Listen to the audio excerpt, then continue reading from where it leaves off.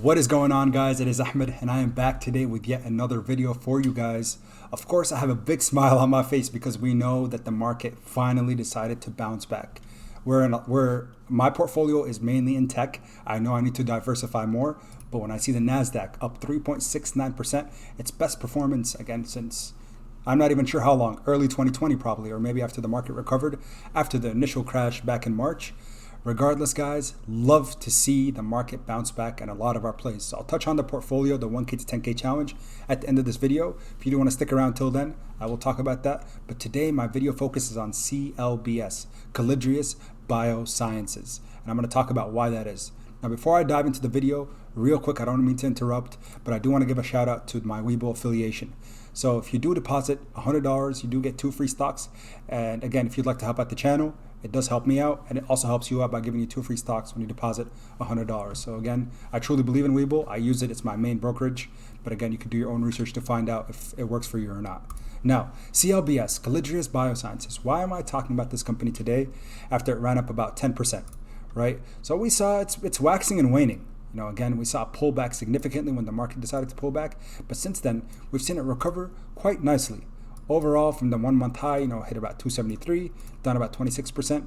But again, it had this initial run up to 289 and it's pulled back about 30 cents from its, I think that's the 1 year high, pretty close to at least. Regardless, that is CLBS. The reason I want to talk about this today is, again, guys, remember, I've made a video on this and I talked about it a few weeks ago. So if you want to go back, I'll put that in the description below. It talks about, what I did a deep dive due diligence on the company because I truly think they have some fantastic products on their pipeline. Again, early on their pipeline with strong potential. Some analyst ratings, again, 400% upside by a 5-star analyst from H.C. Wainwright. That's not something we could take lightly. That's something we need to embrace and identify as potential room for growth. And again, considered currently a moderate buy, but still, I like these price targets that I'm seeing. On a very low $6, on a very high $10. Now, as we heard today, the big thing that dropped earlier is the CLBS had its price target boosted by analysts at Brookline Capital Management from $7 to $10 in the research report that was just sent out on Tuesday. Now, the brokerage presently has a buy rating on the biotech company stock. Brookline Management's price target suggests a potential upside of 446%. Again, that was as of the time the article came out. Since then, we did see it run up a little bit from the company's current price. So, guys, what does that mean? Again, for me, I think that with CLBS, the reason that I think these price targets are coming out, why analysts are backing them, is potentially because, again, if you look at their pipeline, go back to my video and watch that, they have some fantastic products that are incoming that could truly change some of the big barriers we have currently in medicine. Now, this here is very important information, and this is the kind of stuff that interests people in the healthcare field, and it should start interesting you as well if you're someone starting to invest in biotech, biopharmaceutical companies. Calidrius Biosciences, a clinical stage biopharmaceutical company dedicated to the development of cellular therapies designed to reverse disease. We know that. Again, go back and watch the video. Today announced that the US FDA has granted orphan drug designation to the company's CD34 plus cell therapy product. CLBS 12, it's currently its code name, for the treatment of Buerger's disease, also known as thromboangiitis oh my goodness, try to say that 2 times. Thromboangiitis obliterans, a condition related to critical limb ischemia. So again, oftentimes thromboembolisms do form in the body. We can go through the full science. Again, not medical advice, guys, nor is my videos for financial advice. Rather, just trying to inform, educate, giving you guys some information about the things that I'm in. But thromboangiitis obliterans, again, critical limb ischemia. So thromboembolisms we know develop, especially here in the United States. We see it all the time. Blood clots form, and then when you have ischemia, that's when oxygen is not getting to where it should in certain regions. So this here is in the limbs, which can potentially be detrimental to a patient. Now, all this information is cool. We can talk about the drug, we can talk about everything, but the thing that we want to know is the fact that they've been granted orphan drug designation. What does that mean? If you go on to FDA, the designation of an orphan drug product, so drugs or biological products, again, their CD34, is considered a therapy. But regardless, what you guys need to understand is when something is given orphan drug designation. That means they'll have federal funding for their product. When you get federal funding, that's going to help enrich your R&D, your research and development, and everything thereafter. Going through the FDA approval process. Anytime you're given, and basically when you're given an orphan drug designation, that is because your target, your total addressable market, if you will, right, the prevalence of the disease is not vast enough for it to, make you potentially the money that you spent on developing the drug. But when the government steps in and says, hey, we know that there's a need for this and we want to help with the research and development, that's when you're given this orphan drug designation. So again, for CLBS, this is fantastic news moving forward because now they'll have potentially additional funding for their products.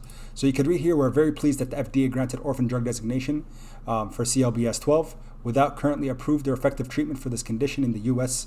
Significant unmet need remains for therapies that slow, stop, or ideally reverse this debilitating disease. So again, this is their PhD, their chief executive officer. The company's ongoing open label registration eligible study, HONDURA, it's called, HONEDRA, as a treatment of CLI and Buerger's disease in Japan has shown strong results to date with approximately 60% of subjects in the completed disease cohort reaching a positive CLI-free endpoint despite the natural history of continuous disease progression leading to amputation. So that's something I didn't mention, but again, if you have poor limb ischemia, obviously that could potentially be detrimental to the patient, as I mentioned, but ultimately could potentially lead to something like an amputation, something we don't want. So orphan drug designation is granted by the FDA's Office of Orphan Products Development, which provides orphan status to drugs and biologics that are intended to treat rare diseases. Again, not much of a total addressable market or prevalence, as I mentioned, that affect fewer than 200,000 people specifically. That's a number I didn't know. In the United States, the designation provides the sponsor of the drug certain incentives, including tax credits for the qualified clinical trials and fee waivers. Orphan drug designations confer eligibility for 7 years of market exclusivity to an orphan drug post-approval, subject to receipt by the FDA of marketing approval.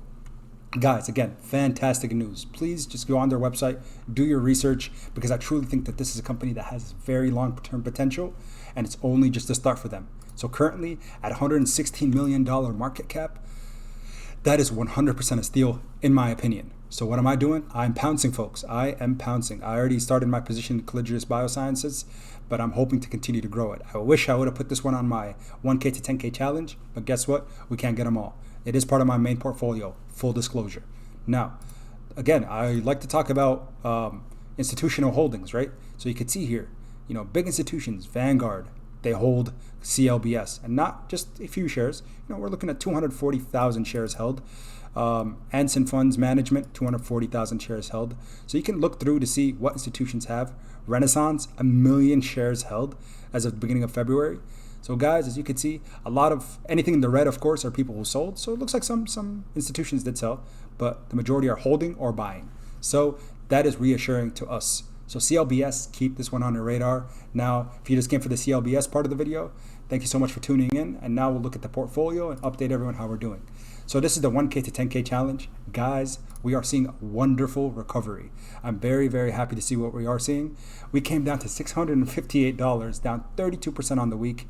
And since then, now we're up, down, still negative 4.15%, but nothing compared to where we were at. People were saying, I need to panic sell. I'm worried. But guys, that's not what we do around here. We do not panic sell, folks. We do not panic sell. We pounce, pounce, pounce, pounce. So I'm holding strong. Not looking to sell. I'm going to always be very transparent with the 1K to 10K challenge, updating the Patreon members as soon as I buy or sell. Currently not selling because, again, we're at a deficit. And these are all companies that I am long on, but we are looking to trade them because, again, that's the only way for us to build, more quick wealth rather than sustained long-term wealth, which, again, for main portfolios, fantastic place to potentially be in. So just going through here and pulling. So I'm going to pull my screen down a little bit more. But you can see NMTR. Let's see if I zoom out a bit. Yep, NMTR, $1.60. Currently Zomedica. Wonderful day for Zomedica. And all the plays pretty much across, except BHTG, did have a slight pullback today. So again, we're still down about 22% on Bio High Tech. Very long on this company. Love their fundamentals. Love what they're doing. Jaguar Health, again, had a beautiful bounce. from its low, but looks like, again, pulling back a little bit. So not worried at all. Not officially going to be a 1K to 10K penny stock update, but I did want to just kind of show you guys how the portfolio is doing and performing. Just again, for that full disclosure, full transparency, as I know a lot of you appreciate. Thank you so much for tuning in to another episode with Europop. Guys, I really appreciate all the love and support. We're almost at 20,000 subscribers. So if you haven't subscribed, hit the subscribe button. I love the fact that you guys all like the videos. I appreciate every single one of you. And until next time, everybody, keep investing.